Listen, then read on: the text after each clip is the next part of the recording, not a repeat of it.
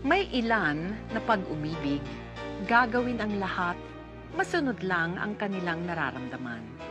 Pero meron din na dahil sa kanilang mga responsibilidad sa buhay, kaya nawala ang ganong kalayaan. Tunghayan po natin ngayong gabi ang kwento ni Mariz.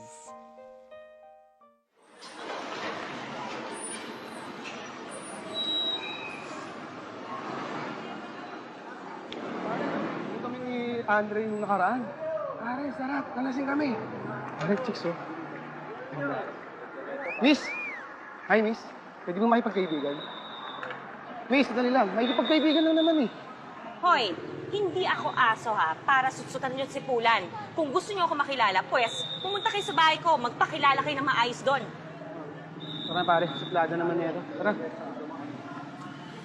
Nako, pinaalis naman kaagad. Nisungit ka pa rin hanggang ngayon, no? Nels! Uy, kamusta ka na? Eto, bumibisita lang dito, pero babalik na rin ng Maynila. Eh, doon ako nag-work eh. Ikaw ba? Teacher ako sa elementary sa Matipuron. Aba, wow naman. Teacher na si Miss Maris. Baka naman Mrs. Maris na. Ikaw talaga? Hindi pa ako nag-aasawa. Ay, naku, pareho tayo. Gusto ko na nga mag-asawa eh. Kaso, ang hirap naman maghanap ng mapapangasawa sa Maynila. Kung di babaero, ayaw mag-commit, ayaw magpakasal. Kaya nga yung dalawang yun, dapat hindi mo na pinaalis yun. Eh, isa doon pwede na sa akin. Ikaw talaga. Marami nung oras para mamili. Ay, uy, Nems, maiwan muna kita ha. Graduation ng kapatid ko, baka hindi ako makaabot. O siya, magkita tayo, susunod balik ko ha. Sige, sige. Uy, Oh, ingat ka. Ingat. Bye-bye. Kain kayo ng kain, ha? Asan yung... Uy, kain pa kayo ha. May pansit pa. Ay, Hindi maliit kayo. pa naman yung apo mo, eh. Nay, tay, ito na po yung pansit ha. Ay, naku, sige. Andito na yung pansit. Pwede na kumain, oh. Kain na Ay, po, Rico, ah. ikaw kumain ka na. Rico, kain na. Si Chang. Uy, andyan na si Chang Marilyn. Si Apo, tatampo. Ate Maribel, Ay, ito ka lang. si Marlene. Ako, kayo yung graduate. Kayo marag sa kanya. Eh, alam mo naman ako. Kayo talaga, ha? Bagal kumilos. Salamat at dumating ka. Siyempre naman.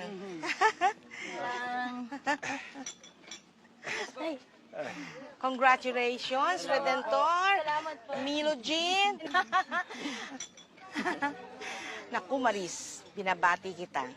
Siguro napakasaya mo, no, ha? Dahil graduate mo na ng high school itong mga batang ito. Ha? Ay, nako, Chang. Masayang-masaya ho. Pero pag naiisip ko na yung magka-college po sila, parang gusto ko pong himatayin. Ayun nako, sinasabi ko nga dito kay Maris, hayaan niya na magtrabaho yung mga kapatid niya habang nag-aaral at ganun din naman ang ginawa niya para sa sarili niya. Okay lang ho, tay. Eh, ayoko naman nila maranasan yung hirap po. At saka para naman sa kanila to eh. Kaya okay lang po, tay. Pero ate, okay lang naman sa amin yun eh. Baka dahil sa amin, hindi ka pa makapag-asawa. Tumanda kang dalaga. Ano namang masama sa matandang dalaga? Ha? Nako, Chang. Eh, wala naman hong masama sa pagiging matandang dalaga. Eh, nagbibiro lang to sa Redentor. Eh, alam niya naman kasi niya wala pa sa isip kong pag-aasawa. Kaya, nasabi niya ho yun. Alam niyo ho kasi, Chang, ang plano ko ho eh, mapagtapos ko po to ng college bago ko po isipin yan. Hindi ba? Seryoso ka ba doon? Dear Chad, sa edad noon na 27 ay abala pa ako sa pagpapaaral sa aking mga kapatid. Pero parang desidido naman ang mga tao sa aking paligid na itulak na ako sa pagpapakasal at pagkakaroon ng pamilya. Nakakasungit mo sa mga lalaking nagkakagusto sa'yo. After 8 years, nako, eh baka wala nang gustong lumapit sa beauty mo, no? Exactly what I say! Mas okay na magsungit ako at magsuplada kaysa naman ligawan nila ako. No? Wala akong panahon dun. Maris! Ay, Aling Victoria. Oy, ay sinundo ko lang ito apo ko kasi tapos na raw ng rehearsal ng choir. Ay, siya nga pala, Maris, bakit naman hindi ka pumunta nung kaarawan ko? Naku, pasensya na po kayo. Eh, umuwi po kasi ako sa amin. Ah, ganun ba? Oh, ito oh. Ipinagtabi kita. Masarap yan. Ako nagluto. Naku, maraming salamat po. Napakabuti niyo po sa akin. Ikaw nga ito, napakabuti mo rin eh. Kasi kung di dahil sa'yo, alam mo ba, hindi gagaling sa math itong apo ko. Alam mo ba, bagay na bagay talaga kayo nung anak ko. Si Nonit. Naikwento ko na siya sa'yo nung araw di ba? Napakabait din nun. Kagaya mo. Responsable siya. Hindi siya nakakalimot magpadala. At napakagaling niya sa pag-iipon ng pera. 30 anyos pa lang siya ngayon Nakapagpatayo na ng sariling bahay. Alam mo, kundi lang sa Maynila nagtatrabaho yon. Matagal ko na kayong ipinakilala sa isa't isa. Yun naman pala po dapat siguro papuntahin nyo na siya dito, di ba? Di ba? Ito naman po. Dalhin nyo ho dito. Kakaliskisan ho na. Ganon? Aba oo nga, magandang ideya yan. Di ba? Sabi sa'yo Pwede ba, Maris? Oo nga. Sige na. Dun, dun, dun, dun.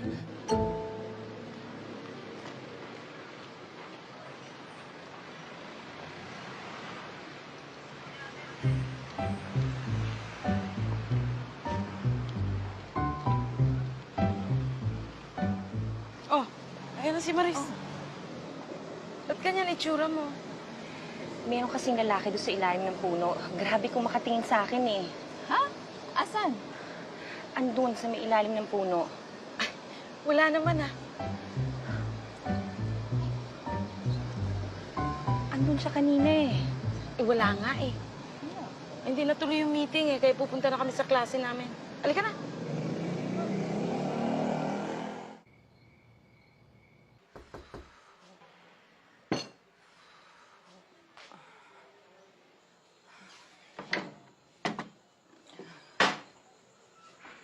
Magandang gabi, ma'am. Huwag ko kayo matakot.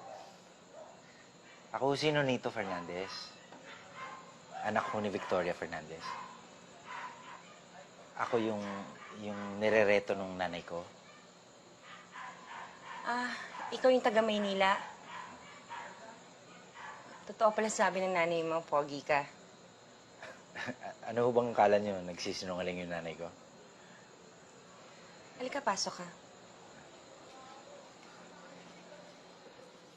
Sino ba namang nanay yung magsasabing pangit ang anak niya? Paano naman magiging sinungaling ang nanay? Ako na. Sinabi niya, maganda ka. Kitang-kita ko naman na totoo yung mga sinabi niya. Salamat, Nonito. Nonit na lang itawag mo sa akin. Ma'am. Sige, Nonit. Inom ka muna. Salamat. Hindi ko alam kung bakit di ko nagawang tarayan noon si Nonit tulad ng ginagawa ko sa lahat ng lalaking umaaligid sa akin, Sharon. Siguro, naramdaman ko na agad na iba siya sa mga lalaking nakilala ko. Good morning, ma'am. Hello, Nonit. Saan ang punta mo? Sa ilog, maglalaba at saka maliligo. Ihahatid ko na kayo. Thank you. Ang dami naman ito. Sa inyo ba lahat to? Hindi, kasi tumatanggap ako ng labado tuwing Sabado at Linggo. Yung mga kapitbahay namin. Ngayon lang ako nakakilala ng ma'am na labandera Bakit mo ba kailangan gawin to? Nagpapaaral kasi ako ng 3 kong kapatid. Simula nung na-aksidente ang tatay ko, nadulas sa bubongan at pilayan, ako na nagpapaaral sa kanila. May kuya ako pero may sarili ng pamilya, kaya maliit na lang kung magbigay. Mahanga ako sa inyo, ma'am. Hindi lang panlabas yung kagandahan nyo. Maganda rin yung kalooban ninyo. Salamat. Saan ba kayo banda maglalaba? Dun. Diba?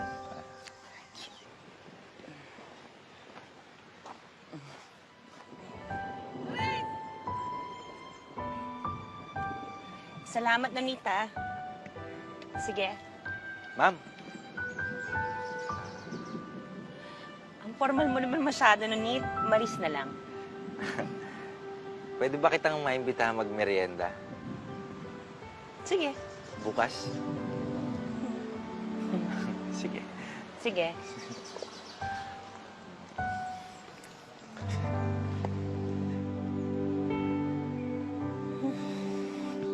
Maris!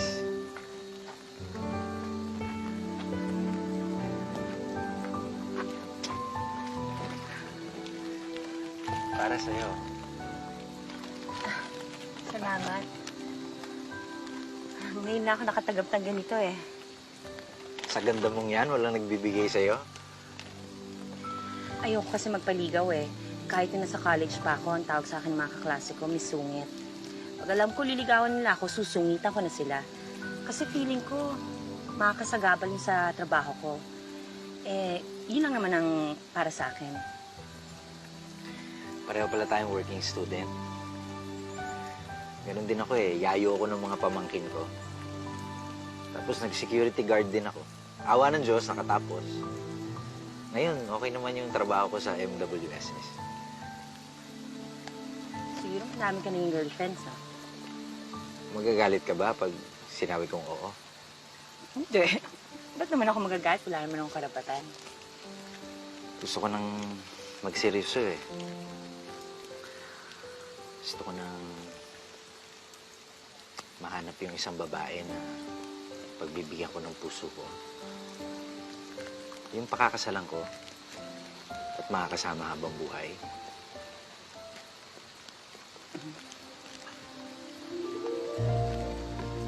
Ba't ganyan ka makatingin? Bakit? Nakakainis. Bakit? Anong ginawa ko? Eh kasi kung makatingin ka eh. Gusto mo kumain?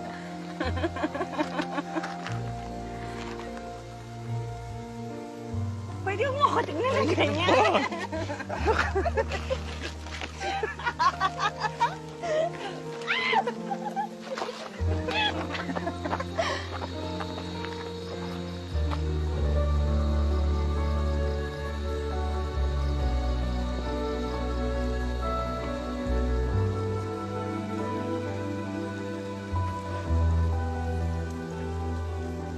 Mabuti naman at nagkaroon ka ng oras na Ay, pumunta ako na dito sa amin. Ayan. Alam mo kasi sabi ko dito kay Nonit eh, kung hindi pa ako nagkasakit, hindi pa siya uuwi dito. Pero alam mo ba, buti na lang na high blood ako. At kung hindi, ay nako, hindi ko pa kayo maipakikilalang dalawa. O ano, tama ba ako? O ayan, o tinan mo, bagay na bagay silang dalawa. Siyempre naman. Nay, alam ko naman hindi kayo na high blood eh. Pero sabi mo, hindi talaga nag-high blood ako. Kilalang kilala ko na kayo. Sige na, umami na nga kayo. Hindi. Pinauwi mo ako para magkakilala na kami ni Maris, di ba? Di ba ganun yan? Hindi talaga. Diyos ko, wala naman akong ginagawa. Hindi, ganun yun eh. Sige na, umamin ka na. Sige na, umamin ka na. Sige na nga, sige na. Oo. Nagpanggap nagpanggap ako. Kasi naman, kung sasabihin ko naman doon sa boss mo na umuwi ka at may pakikilala ako sa'yo eh. Sa tingin mo ba, papayag yun? Siyempre, hindi, no? Pambihira ka naman. Eh, ikaw na nga lang itong wala yatang asawa doon sa opisina ninyo eh. Alam mo ba ikaw nga itong tampulan ng mga tukso ng mga kaibigan mo, ha? Alam mo ba yon? Huli ka. Bakit? Kita mo, sa'yo rin lumabas. Ikaw talaga. Yan ang nanay ko. Habang nakikilala ko si Nonit, nakikita kong nasa kanya lahat ng gusto ko sa isang lalaki. Mahal na mahal din niya ang pamilya niya at malaking bagay iyon sa akin. Ang ganda naman dito. Bakit mo ko dinala dito? Eh, wala namang misa. Ang ganda, no? Ang totoo niyan eh, sa lahat ng simbahan na napuntahan ko, ito yung paborito ko. Pangarap ko nga, dito ikasal. Ang gusto ko, dito tayo magpapakasal. Ikaw talaga, pag ako naniwala sa'yo, lagot ka. Seryoso ka? Eh, kakakilala mo lang sa akin, ah. Alam ko.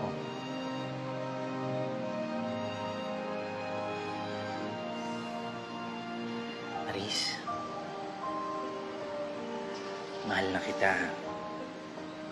Sigurado ko, kapag tayo nagkatuluyan, magiging maganda buhay natin. Ganon din ba nararamdaman mo para sa akin? Hindi ko dapat maramdaman itong nararamdaman ko para sa'yo eh. Hindi ako dapat ma-inlove. Maris, mahal mo na rin ba ako? Sinasagot mo na ako?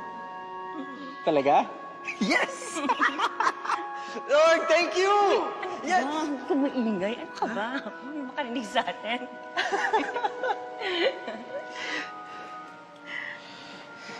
Alam mo, nangako ako sa sarili ko na ibibigay ko lamang to sa babaeng pakakasalan ko.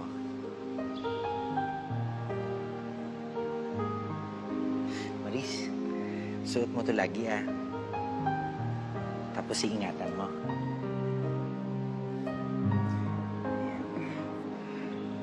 Tanda ng aking pagmamahal.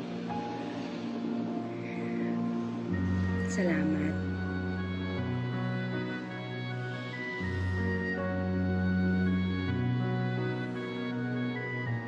Oops!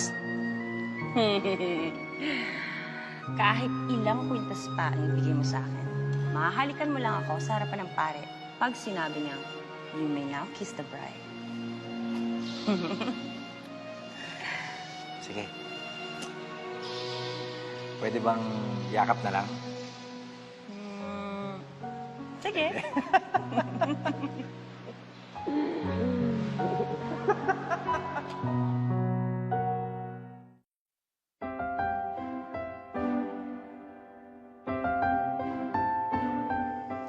Pag nagkaanak tayo, gusto kong marami.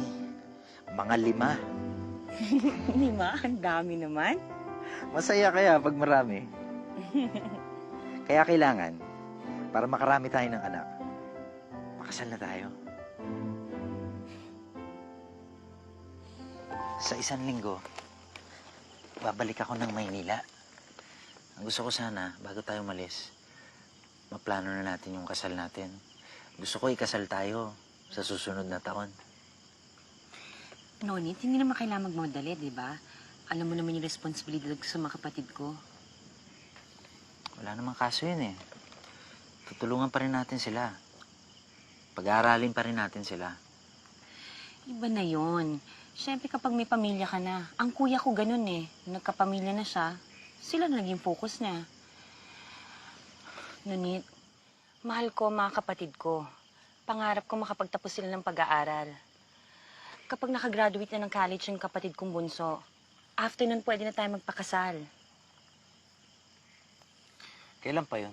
Pagkatapos ng 8 taon? Hindi ba dapat ikaw nakakaintindi sa akin dito dahil sinusuportahan mo rin ang pamilya mo? Oo nga. Pero hindi ko naman titigil yung buhay ko para sa kanila. Pwede ka naman hindi magpakatanga ng ganyan, Maris. Eh, ba't ka ba nagmamadali? Nagkakaganyan ka ba dahil sa opisina niyo ikaw na lang walang asawa? Kaya ka nagmamadali? Oh, kung ganyan ka, sige, di mag-aya ka ng iba.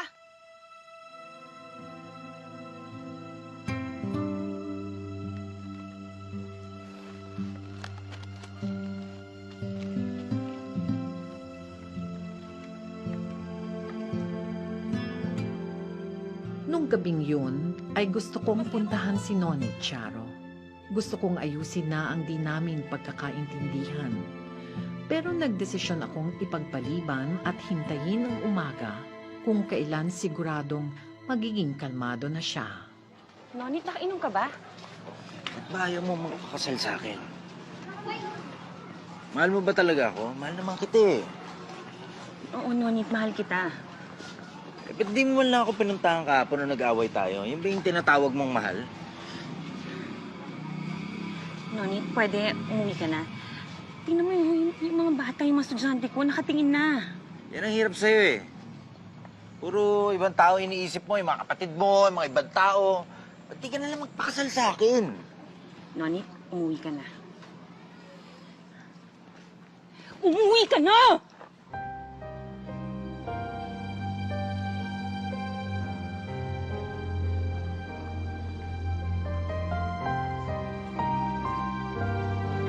Okay ka lang?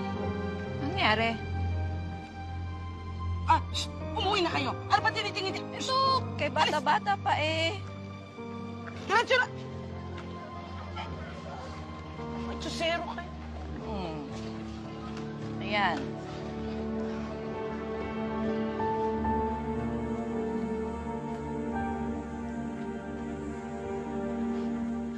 Aling Victoria? Oh, Maris. Magandang umaga ho. Aling Victoria, si Nonit po.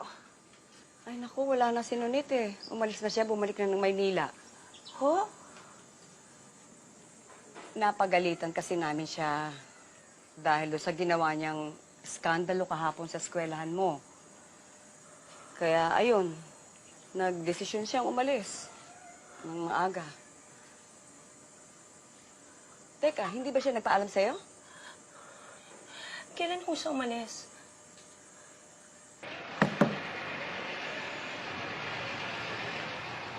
Manong, saan po yung biyahe papunta Maynila? Ayan, kaalis lang. Nonit! Nonit!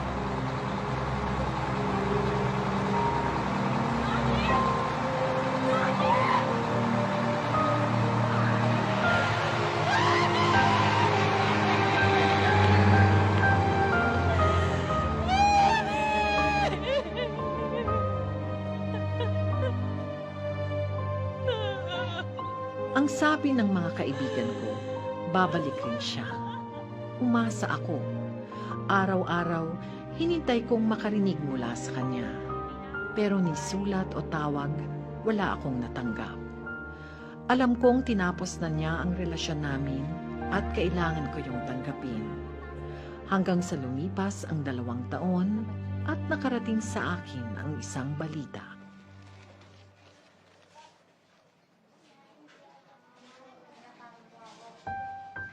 Ikakasal si Nonit? Taga Maynila po yung pakakasalan niya. Lems daw po yung pangalan.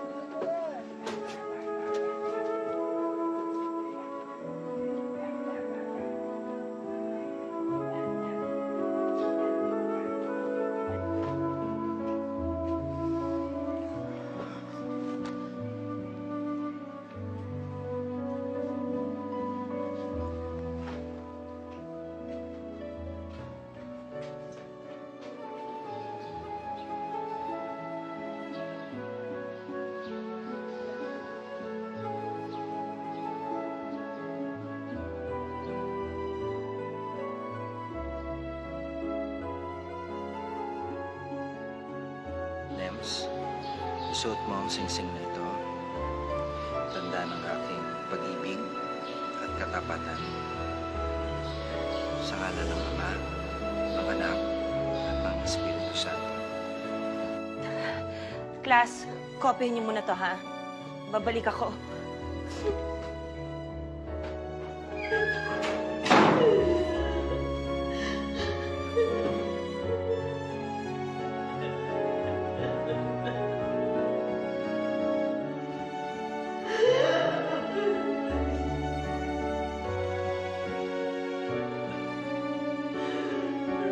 Napakarami kong tanong noon, Charo.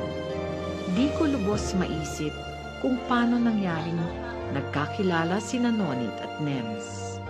Pero ang alam ko lang, pagkatapos ng 2 taon, mahal na mahal ko pa rin si Nonit. Napuno ako ng pagsisisi, ng panghihinayang.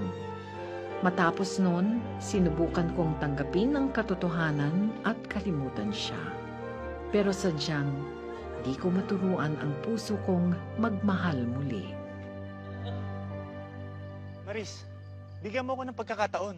Sagutin mo na ako. Ricky, ano ba? Ilang beses ko ba kailangan sabihin sa'yo na hindi pa ako handa makipagrelasyon? Kung gusto mo maghanap ka ng iba. Maris, ano ba? Ricky, ano ba? Bitawan mo nga ako! Ano Maris, ba? ano ba? Ricky, Pagbigyan mo na bitawan ako. mo ako! Pagbigyan- Saklala! Saklala!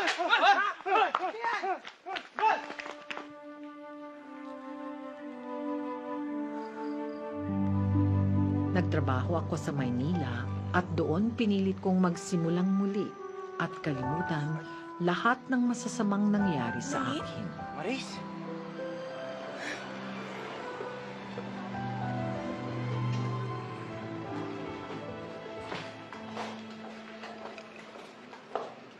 Dito ka ba nagtatrabaho sa Maynila? Sa marketing ako. Kaya hindi mo na ako nagtuturo ngayon. Bakit ka lumipat dito? May nanliligaw kasi sa akin sa lugar natin. Nagtangka na masama sa akin, kaya umalis muna ako. Ano nangyari? Sinaktan ka ba niya? Okay lang ako. Hindi naman niya ako sinaktan. Kaya lang ayoko na kasi maulit yung nangyari, kaya umalis muna ako sa lugar natin. Alam mo kung nandun ako, hindi ako papayag na may mangyari sa'yo gano'n.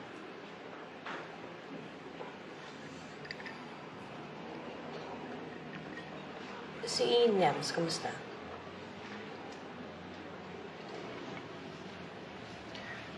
Maayos naman.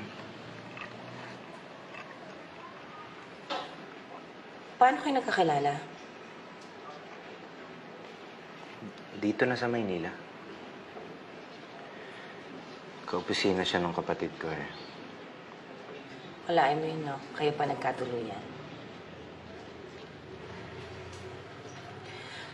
Sige, mauna na ako. Kailangan ko pa kasing iuwi itong... Kailangan ko go. Ihahatid na kita. Hindi na.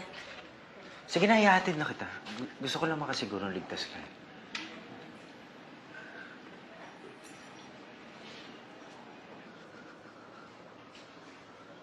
Sige na, Nit.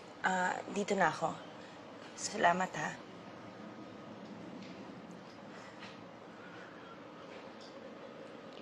Mahal pa rin kita, Maris. Sinubukan ko kalimutan ka eh. Maniwala ka sa akin, sinubukan ko. Pero ikaw pa rin ang mahal ko.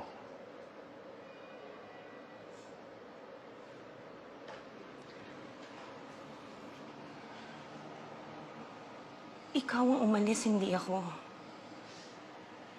Kung ganun mo ako kamahal, bakit ganun din kadali mong iniwan ako? Dahil nagpakatanga ako eh. Nasaktan ako nung tumanggi ka sa akin magpakasal. Dapat inantay kita eh. Hindi ko hinayaan dapat yung umiral yung pride ko. Dapat di ako naniwala na mapapalitan ka ni Nem sa puso ko.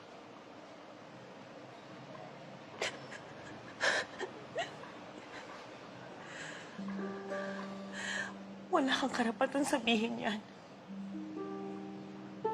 Dahil ikaw ang pumili ng ganito. Wala kang karapatan sabihin mahal mo ko.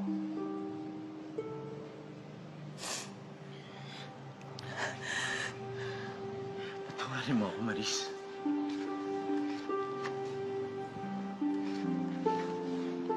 Patawarin mo ako.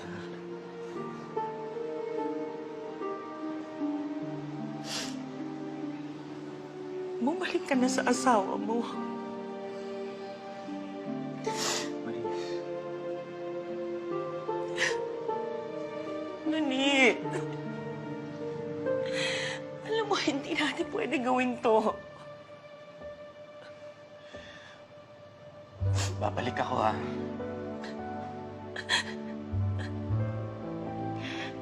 Ngayon, hanap na kita. Hindi na ako papayag na mawala ka ulit sa buhay ko.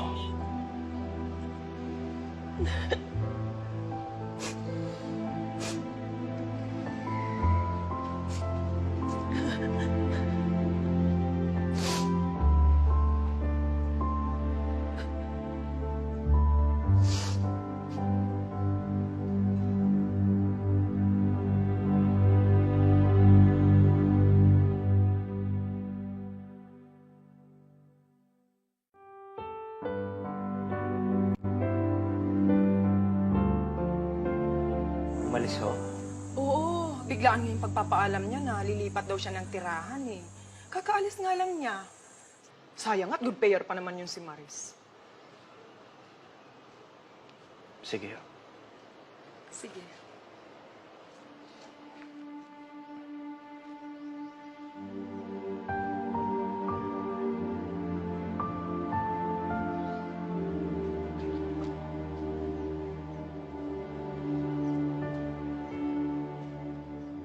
Alam kong tama ang ginawa ko, Charo. Pero hindi ko alam na ganun pala kasakit na gawin ang tama. Matapos ang ilang buwan, bumalik din ako sa probinsya at doon pinilit kong kalimutan uli siya.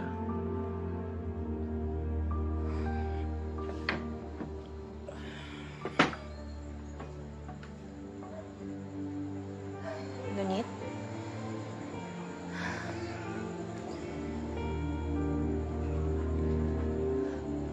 Kamusta na, Maris?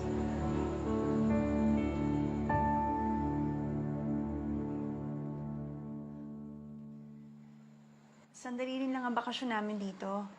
Nandito na rin lang kami, kaya naisipan ni Nunit na dalawin ka. Naikwento mga daw sa kanya nung nagkasulbo kayo sa Maynila na may maniligaw ka nagtangka ng masama sa'yo. Hindi ka na dapat nagbalik dito, Maris. Alam mo naman, hindi ka ligtas dito, di ba? Kahit hindi pa nahuhuling lalaki, pero sinabi naman sa akin na wala na daw yung lalaking yun dito sa lugar natin, kaya panatag na rin ang loob ko.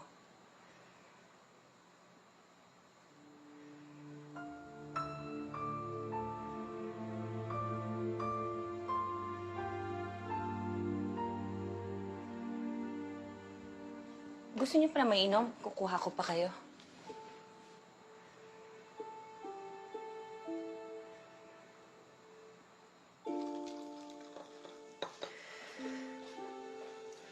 Maris, Ano bang ginagawa mo? Andiyan na si Nam sa sala. ba't ka ba umalis na Maynila? Hinahanap kita. Alam mo kung bakit. Ano gusto mong gawin ko? Magkunwari ako, wala akong nararamdaman para sa'yo. Minsan ako nagkamali. Minsan na kitang pinakawalan. Hindi na ako papayag na mangyari uli yun. Kasal ka na. Pero ikaw mahal ko. Ikaw gusto kong makasama. Alam ko na yun din ang gusto mo. Maris, umalis tayo dito. Iwanan natin itong lugar na to. Magsimula tayong bagong buhay. Tayong dalawa lang.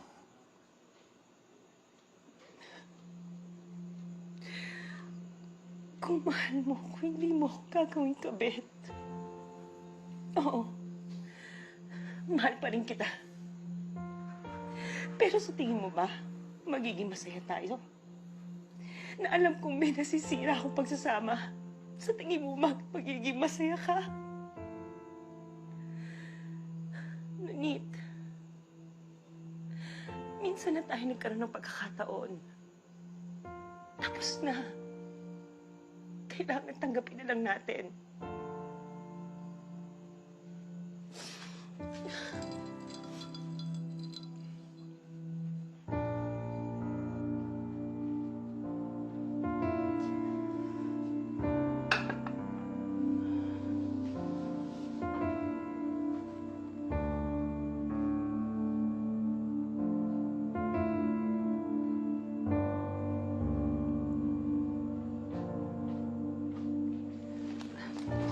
Kailangan na nating umalis.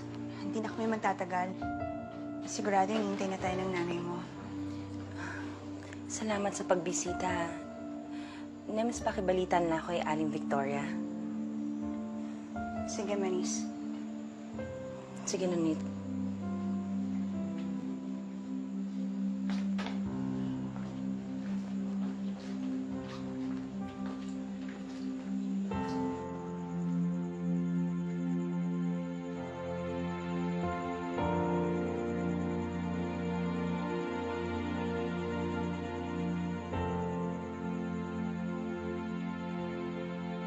Sa pangatlong pagkakataon, ay pinanood kong umalis sa buhay ko ang lalaking mahal ko, Charo.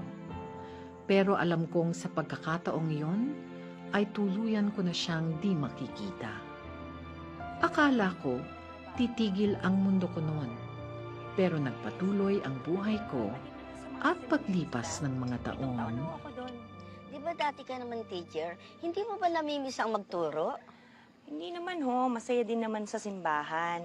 Kahit maliit lang ang sweldo, nakakapagsilbi naman ako sa Panginoon. Kinakailangan ko lang naman dati ng malaking pera dahil kailangan ko silang pagtapusin ng pag-aaral nila. Oo nga ilang taon nang tapos sa mga kapatid mo. May mga sarili na silang pamilya. Pero ikaw, Maris, kailan mo balak magpamilya? Oo nga, ate. Nakakulong ka na kasi dyan sa simbahan eh. Di ba?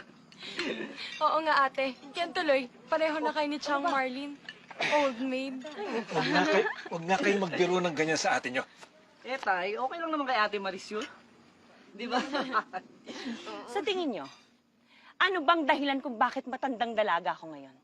Hindi ba dahil sa inyo? Dahil sinubsob ko ang sarili ko sa pagtatrabaho, mapagtapos ko lang kayo ng pag-aaral! Kung hindi dahil sa inyo, dapat may asawa ako ngayon, hindi ako mag-isa! Lahat ng isinakripisyo ko para sa inyo, ngayon nakuhanan niyo pa akong pagtawanan! Anak! Anak! Ah!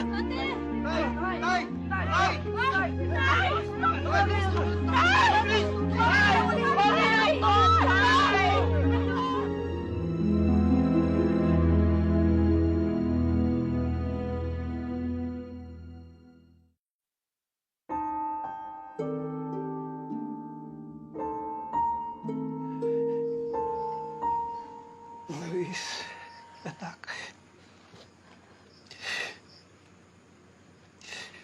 Pasensya na.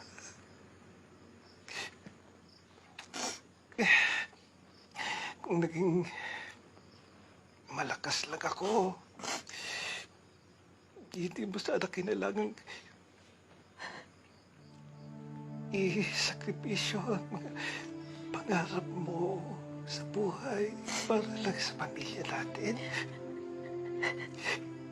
Kung nagampanan ko lang ang mga tungkulin ko bilang isang ama. Ayaw niyo naman sabihin yan. Ginawa ko naman yun ang bukas sa loob ko. Dahil mahal ko kayo lahat. Dapat yung pasalamatan ng ating yung mga anak, ha? Huwag niyo siyang iiwanan ng isa. Tay, naman kayo magsalita ng gano'n. Magpalakas kayo. Maris, anak. Pag-aarap ko pa rin sa'yo. Magkapag-asawa ka. Magkapamilya. Gusto ko maging masaya ka. Masaya ako.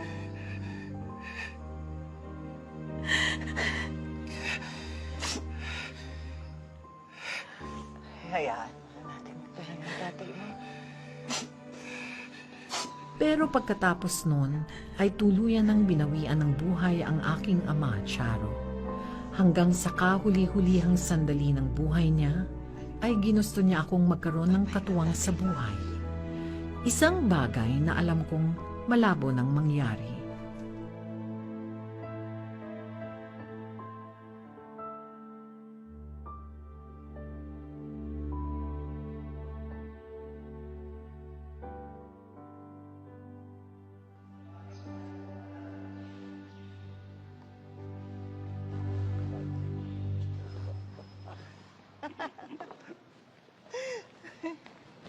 Chang?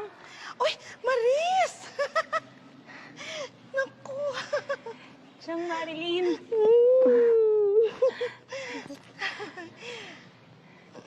Sinong kasama nyo?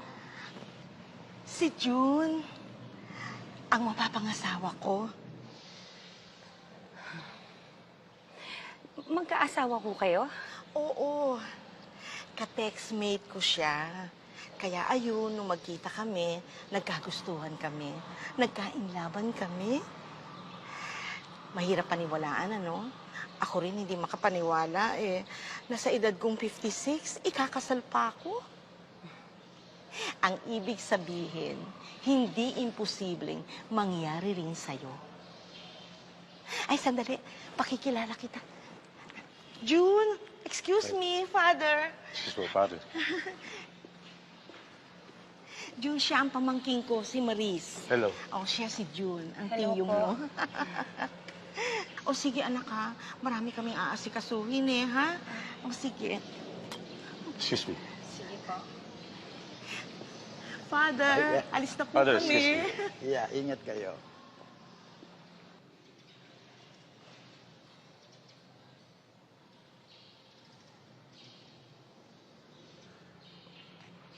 Maris, meron ka bang masamang nararamdaman, iha? Father, ang siyang Marilyn ho, mag-aasawa na. Ako na lang ang may iwang old maid dito. Hindi ko ho alam kung matatawa ba ako o may iyak. Maris, ang hindi pag-aasawa ay biyaya din ng Diyos. Kaya nga, tinatawag na single blessedness. Hindi kinakaya ng lahat ang misyon ng pag-iisa dahil ito ay mahirap. Katulad ni San Pablo, maaari kapag makagawa ng makabuluhang bagay kahit wala kang asawa at pamilya.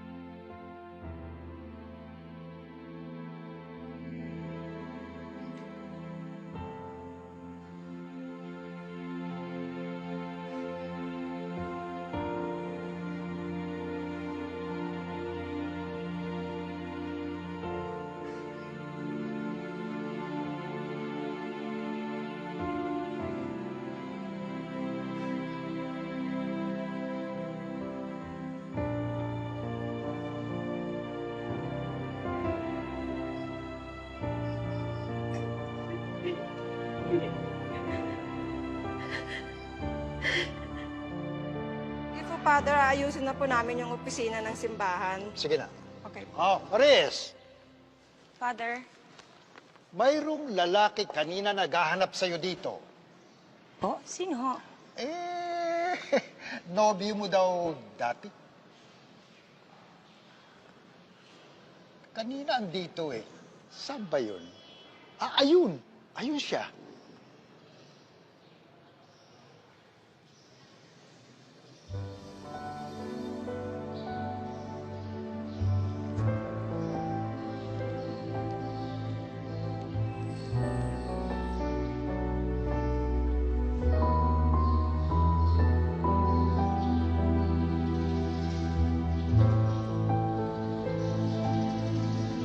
Ani?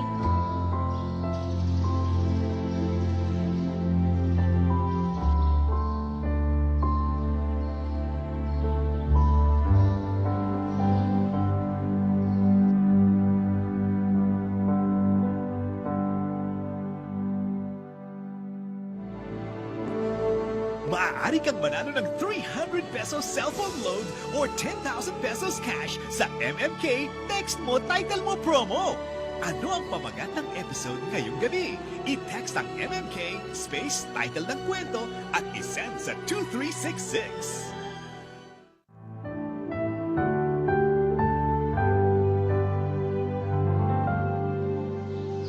Tatlong taon nang patay si Nems. Breast cancer. Sana hindi siya nahirapan. Noong huling 3 taon ng buhay niya, pinilit kong makabawi sa kanya. Pinakita ko na mahal ko siya. Pero alam niya,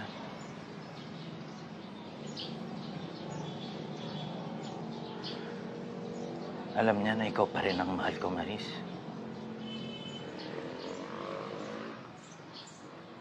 Pangalan mo raw ang binibigkas ko pag nananaginip ako. At alam niyang hinahanap kita nun sa Maynila nung umalis ka.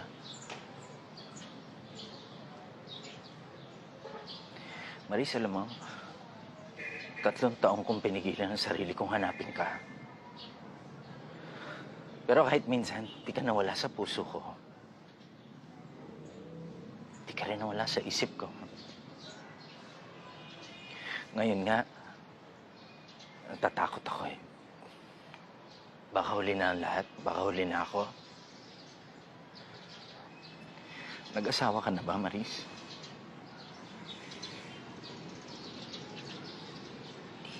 Hindi ako nag-asawa na ni...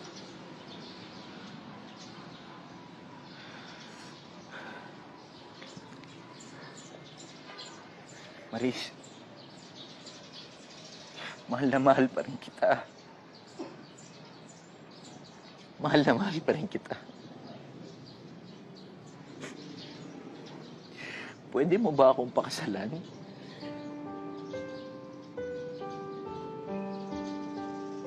Babawi ako sa'yo sa lahat ng pagkakamali ko. Sa lahat na nagawa ko. Pangako yun. Pumayag ka lang. Magsama tayo. Panghabang buhay.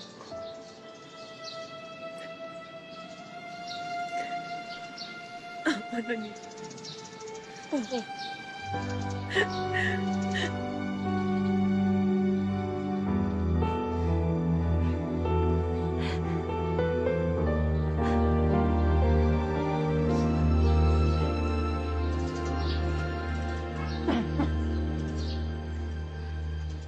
At ganun kadali ka lamang umuo? Ilang taon siyang nawala sa buhay mo? Bumalik lang ng isang araw, pumayag ka ng magpakasal? Gaano ka kasigurado sa intensyon niya sa'yo? Nawala nga yan eh, hindi na nagpakita sa'yo, umuwi ng Maynila.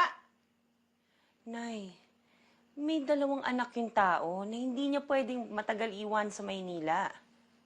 Yun na nga ang sinasabi ko. Biyudo siya, may 2 anak. Nakakasiguro ka ba na hindi ka niya gustong pakasalan para may mag-alaga lang ng mga anak niya? Samantalang alam niyang matanda kang dalaga at madali kang mapa-oo? Nay, hindi porket matandang dalaga ako, ganun ako kadesperado na umuo na kung sino man ang gusto mag-aya magpakasal sa akin. Nay, maraming taon po kami hindi nagkita ni Nunit. Pero kailanman hindi nabawasan ang pagmamahal ko sa kanya. Kaya nga ho ako naging matandang dalaga dahil hindi ko kayang ipilit ang sarili ko magmahal ng iba. Akala ko ho hindi na darating ang pagkakataon na ito. Kaya nung inaya niya ako magpakasal, Nay, nagpakatotoo lang ako sa loob ko, Nay. At kung gaano ko nahirapan nitong mga nagdaang taon, at ganun din siya. Kung talagang gusto ninyong makasal, kailangang umakyat siya rito at mamanhi ka ng maayos. Anak kita, Maris. At ayoko makita kang masaktan muli.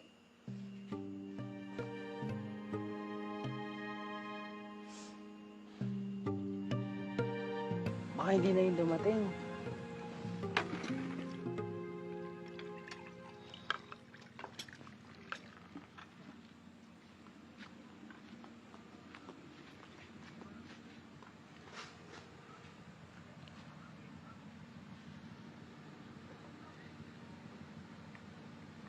Dalawang oras na ang nakakalipas Di pa dumarating ang lalaking yon. Darating pa ba siya? Darating po yun, Nay.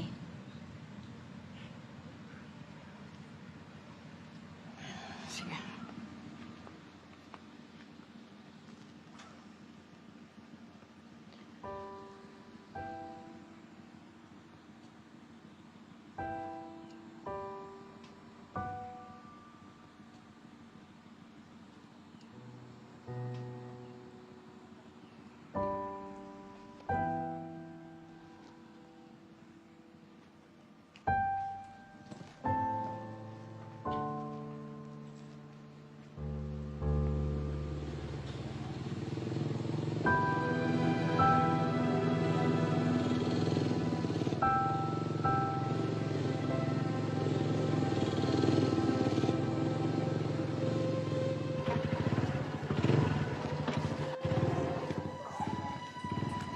yung bayad, oh. Salamat, to, ah.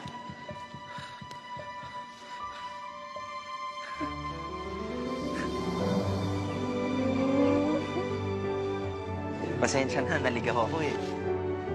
Nay? Nay, sinunit po. Magandang hapon, ho.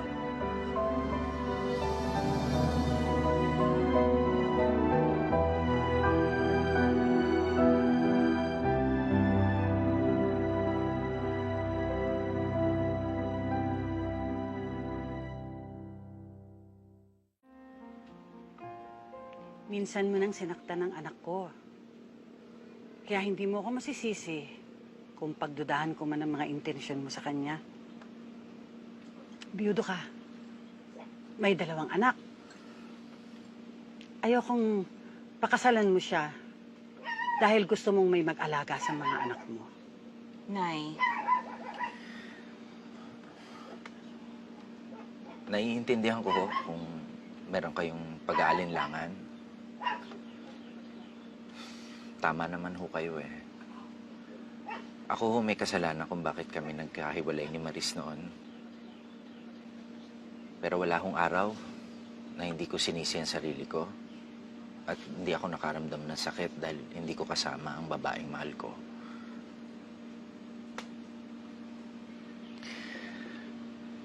Hindi ko na ho mababago yung nangyari. Pwede ko lang hong gawin ngayon. Siguraduhin namin ni Maris na mababawi yung oras.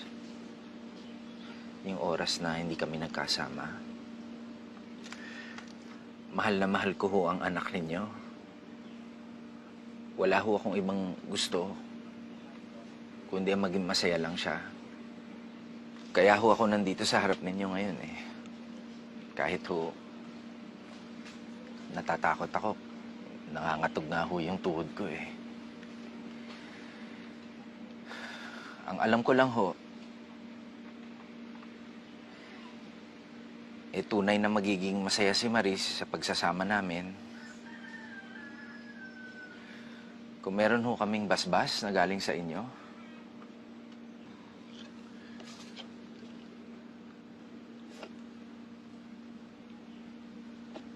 Saan niyo ba balak magpakasal?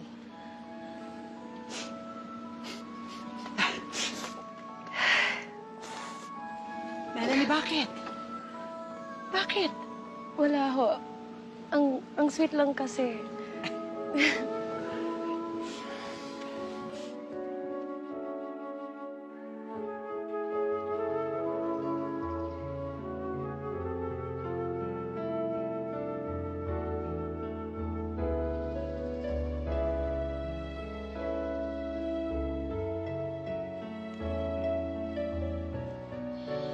sa ngalan ng Ama, ng Anak, ng Espiritu Santo.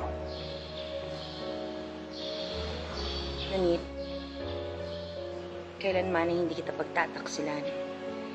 Isuot mo ang singsing na to at pagkaingatan. Sa ipinagkaloob nyo na ang inyong mga sarili sa isa't isa, sa pamamagitan ng mga pangako, I now pronounce you husband and wife. In the name of the Father, of the Son, and of the Holy Spirit. Amen. Nanit, you may now kiss the bride. Ano, pwede na ba kitang halikan? Si Father na nagsabi. Hindi ba ang sabi ko sa iyo noon, ng first kiss natin sa harapan ng pare, pagkatapos ng sabihin, you may now kiss the bride? Ano pang hihintay mo?